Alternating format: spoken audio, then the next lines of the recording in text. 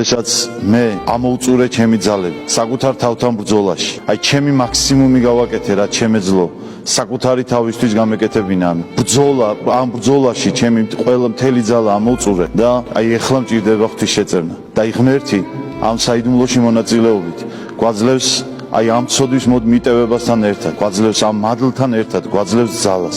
ძალას რომ ეს ბრძოლა გავაგრძელოთ. ძალას რომ ეს ბრძოლა არასოდეს შევწყვიტოთ, იმიტომ რომ იცოდეთ, ჩვენ თითოეული ჩვენთაგანი ქრისტიანი ეს ნიშნავს მებრძოლ ადამიანს და მებრძოლს საკუთარ თავთან ბრძოლას